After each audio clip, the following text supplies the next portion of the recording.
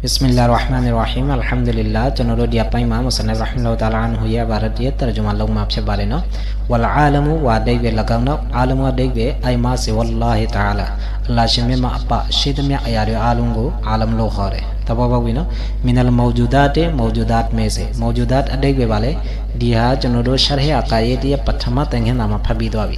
Ema shayun sagalung ye adaibe shan pya khe da kha sia pya khe de. Shayuniya adekbe mawjudun shayuniya adekbe tabitun shayuniya adekbe qaunun so bi shan pya kheတယ်မမီးတယ်နော်အဲ့တော့ mawjudun adekbe shayun ဆိုတော့ကျွန်တော်တို့ဒီ shayuniya adekbe သိတယ် shay ဘာကိုခေါ်တာလဲအရာတစ်ခုကကဘာပေါ်မှာအရင်ကရှိခဲ့တာဖြစ်ပေတယ်ဒါမှမဟုတ်အခုလက်ရှိရှိနေတာဖြစ်ပေတယ်အဲ့လိုအရာကိုကျွန်တော်တို့ shayun လို့ခေါ်တယ် mawjudun လို့ခေါ်တယ်တဘောပေါက်ပြီနော်အကယ်လို့အရာတစ်ခုကအခုကဘာပေါ်မှာမဖြစ်လာသေးဘူးမပေါ်လာသေးဘူးဆိုလို့ရှိရင်ကျွန်တော်တို့အဲ့ဒါကို shay လို့မခေါ်ဘူး mawjud လို့မခေါ်ဘူးအဲ့တော့ wal alam adekbe ဘာဖြစ်မှာလဲအလ္လာရှင်မြတ်မှာအပအရာတစ်ခုကအရင်ကရှိခဲ့တာဖြစ်ပေတယ်ဒါမှမဟုတ်အခုလက်ရှိကာလမှာရှိနေတာဖြစ်ပေစေအဲ့ဒီအရာကိုအာလမ်လို့ခေါ်တယ်လို့ပြောချင်တာတဘောပေါက်ပြီနော်အဲ့လိုဆိုလို့ရှိရင်အခုဒီကဘာပေါ်မှာ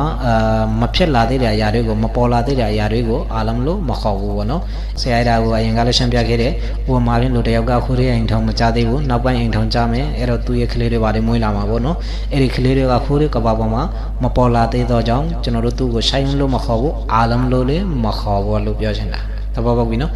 မိမယုလမူဘီဟီဆာနီဟူဆိုပြီးလာနေတယ်ဒီအဘာရတ်ကနေမဆနဖ်ရဟ်မလာတာလာအန်ဟူကအာလမွန်စကာလုံးရဲ့လဂူရဲ့အတိတ်တွေကိုတန်ပြနေတာအာလမူဒီစကာလုံးကအလီမယာအလမူကနေအစ္စမာအလာယီစီကတဘောပေါက်ပြီနော်အစ္စမာအလာမှာမစ်အလွန်မစ်အလတုန်ဥဇန်နဲ့လာတယ်လို့အာလမူဥဇန်နဲ့လည်းလာတယ်ဖာအလွန်ဥဇန်နဲ့လည်းလာတယ်တဘောပေါက်ပြီနော်အဲ့လိုဆိုလို့ရှိရင်အာလမူနဲ့အတိတ်ပဲဘာဖြစ်မှာလဲဧကေတုတ်အရာအချို့အရာကြောင့်နောက်တစ်ခုအရာကိုတီးခွင့်ရတယ်အဲ့တော့နောက်တစ်ခုအရာကိုတီးစေတဲ့အရာကိုကျွန်တော်တို့အာလမ်လို့ခေါ်နေတာတဘောပေါက်ပြီနော်အဲ့ဒါကိုပြောနေတာမိမယုလောမှုဘီဟီဆာနီဟူအာလမ်ဆိုတာကဤကေတုတ်အရာကိုခေါ်တယ်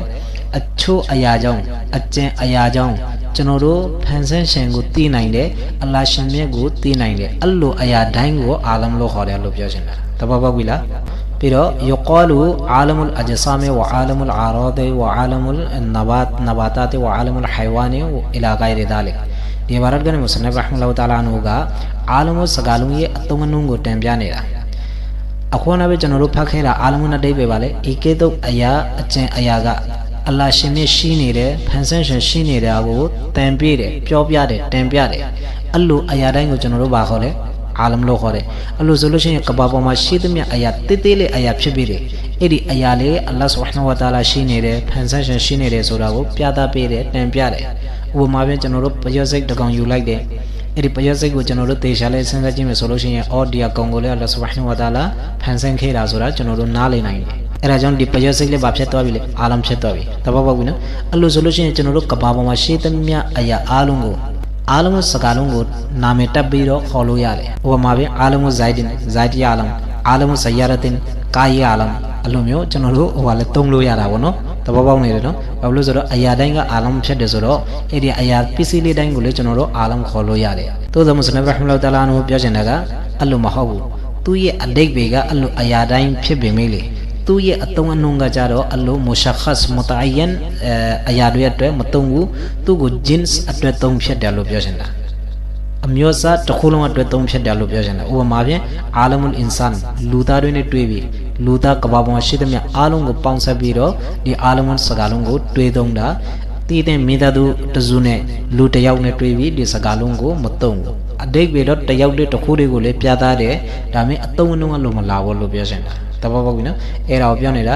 ယကာလူကာဟာဂျာတာဟဲဒီလိုပြောဖြစ်တယ်ဘလို့ပြောဖြစ်လဲအာလမုလ်အဂျဆမ်ဂျစ်စမ်ရဲ့အာလမ်ခန္ဓာကိုယ်ရှိတဲ့အရာတွေရဲ့အာလမ်အဲ့လိုပြောဖြစ်တယ်ဝါအာလမုလ်အာရတ်အာရာဇီအာလမ်အာရာဇတ်တွေကျွန်တော်တို့ပြည်ကြတာပိုင်းမှာဖတ်ပြီးသွားပြီဝါအာလမုလ်နဘာတာတီအာလမ်ဝါအာလမုလ်ဟိုင်ဝမ်တရိတ်စင်တွေရဲ့အာလမ်အီလာဂိုင်ရီဒါလည်းဒီလိုမျိုးပြောကြတယ်ပေါ့နော်ဖတာခရူဂျူဆဖာတူလာဟ်တအာလာလီအန်နာလိုင်ဆတ်ဂိုင်ရတ်ဒါတေကမန်နာလိုင်ဆတ်အိုင်နာဟာဒီဘာရတ်ကိုနားလည်ဖို့အတွက်ကျွန်တော်တို့အိုင်းနဲ့ဇတ်အကြောင်းကိုအာရတ်အကြောင်းကိုပို့ပြီးနားလည်ဖို့လိုအပ်တယ်ကျွန်တော်တို့ဒီအရဲပြည်ကြတာပိုင်းမှာလည်းနည်းနည်းပါးပါးဖတ်ပြီးသွားပြီပေါ့နော်အဲ့တော့ဆရာကဒီမှာချက်လက်တစ်ခုခုတန်ပြမယ်အဲ့ဒါကိုမနိုင်ဖို့စူးစမ်းမယ်နော်အဲ့တော့အိုင်းဟာကီကတ်ဇတ်မာဟီယတ်အတိတ်ကိုကျွန်တော်တို့နားလည်တယ်ပေါ့နော်ဟာကီကတ်ကိုခေါ်တာပေါ့နော်အာရတ်ဆိုတာကဧကေတုအပြင်ဖက်အရာတစ်ခုဖြစ်တယ်အဲ့ဒီအရာကဇတ်တော့မဟုတ်ဘူးဒါပေမဲ့ဇတ်နဲ့လာကတ်နေတယ်ဥပမာဖြင့်လာပါမှုတို့ ပညာတို့အချစ်တို့ဒီအရာတွေပေါ့နော်အလိုမျိုးပြောတော့မှာတော့ဒီအရာတွေပေါ့နော်ဒီအရာတွေဇတ်နဲ့လာကက်တယ်ဒါပေမဲ့ဇတ်မဟုတ်ဘူးအဆလ်မဟုတ်ဘူးတဘောပေါက်ပြီနော်အဲ့တော့ဒီမှာပထမချက်လက်ကဘာလဲဆိုလို့ရှိရင်ဒီဇတ်နဲ့အရဆိုတဲ့အရာနှစ်ခုလုံးကတစ်ခုဖြစ်လို့မရဘူးဒီဟာနှစ်ခုလုံးကမတဂါယရဖြစ်ရမယ်ဥပမာဖြင့်လှပမှုနဲ့လူနဲ့နှစ်ခုလုံးကအရာတစ်ခုမဟုတ်ဘူးလူကအရာတစ်ခုတတ်တတ်ဖြစ်တယ်လှပမှုကနောက်အရာတစ်ခုဖြစ်တယ်တဘောပေါက်နေတယ်နော်အဲ့လိုမျိုးအချစ်နဲ့လူနဲ့အချစ်ဆိုတဲ့အရာတစ်ခုတတ်တတ်ဖြစ်တယ်လူဆိုတဲ့အရာတစ်ခုတတ်တတ်ဖြစ်တယ်တဘောပေါက်ပြီနော်ဒီဟာတစ်ချက်နောက်အချက်လက်တစ်ခုကဘာလဲဆိုလို့ရှိရင်အရဆိုတဲ့အရာကဇတ်နဲ့လာကတ်တဲ့အခါဇတ်ရဲ့ပုံစံတစ်မျိုး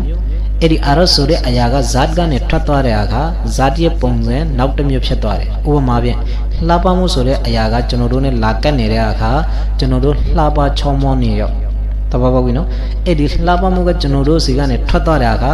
ကျွန်တော်တို့မှာရုပ်ဆိုးမှုကဝင်လာတယ်ကျွန်တော်တို့နဲ့ရုပ်ဆိုးမှုကလာကတ်တယ်တဘောပေါက်နေတယ်နော်အဲ့တော့ဘာကိုပြောလို့ချင်တာလဲဆိုလို့ရှိရင်အရဆိုတဲ့အရာကထွက်သွားတဲ့အခါသူ့ရဲ့ဆန်းညံဘက်အရာကကျွန်တော်တို့နဲ့လာကတ်တယ်အလိုမျိုးအပူဆိုတဲ့အရာလက်ဖက်ရည်ကနေအပူဆိုတဲ့အရာထွက်သွားတာနဲ့အဲ့ဒီအပူရဲ့ဆန်းညံဘက်အေးအဲ့ဒီလက်ဖက်နဲ့လာကတ်မယ်တဘောပေါက်နေတယ်နော်ဒီဟာတစ်ချက်ကိုလည်းမှတ်ထားမယ်နော်ကျွန်တော်တို့အခုဆဖတ်ဘာရီတာလာကအလ္လာဟ်ရှင်ရဲ့ဇတ်လည်းမဟုတ်ဘူးအိုင်းလည်းမဟုတ်ဘူးတော့နားလည်နိုင်ဖို့ကြိုးစားမယ်ဆရာအခွန်နာပဲပြောခဲ့တာအရတ်ဆိုတဲ့အရာကဇတ်နဲ့တခုတည်းဖြစ်လို့မရဘူးဂိုင်းဖြစ်ရတယ်တဘောပေါက်ပြီနော်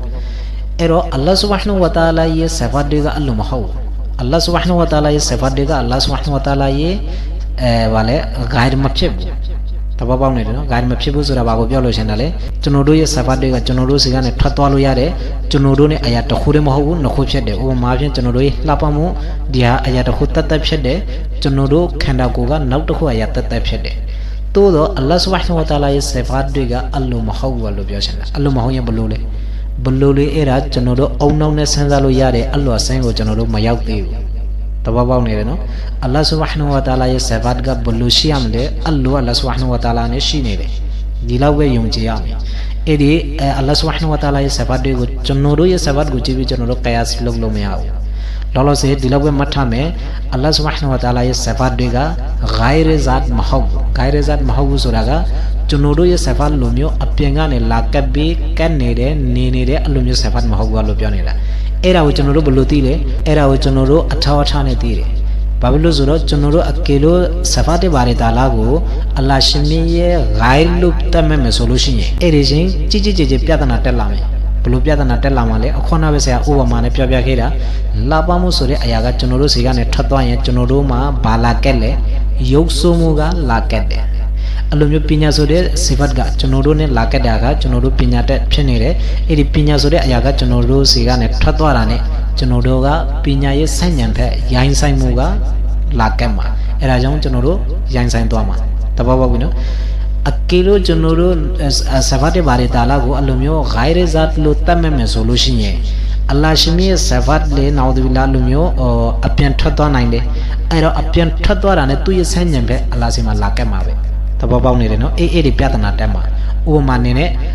အလ္လာဟ်ဆုဘဟာနဟူဝါတာလာဒီအာလီမွန်အာလီမွန်ဖြစ်တယ်အဲ့တော့အကုန်လုံးသိနေတယ်အဲ့ဒီစီဖတ်ကကျွန်တော်တို့လိုမျိုးစီဖတ်ဖြစ်တယ်ဆိုလို့ရှိရင်ဒီအလမ်ကနာဥဒူဘီလာအလ္လာဟ်စီကနေထွက်သွားတာနဲ့ဂျဟလ်ကအလ္လာဟ်စီရောက်လာမယ်ဆန့်ကျင်ဘက်အရာရောက်လာမယ်နာဥဒူဘီလာတဘောပေါက်နေတယ်နော်အဲ့ဒါကြောင့်ကျွန်တော်တို့ဘာကိုပြောလဲဆဖတ်ဘာရီတာလ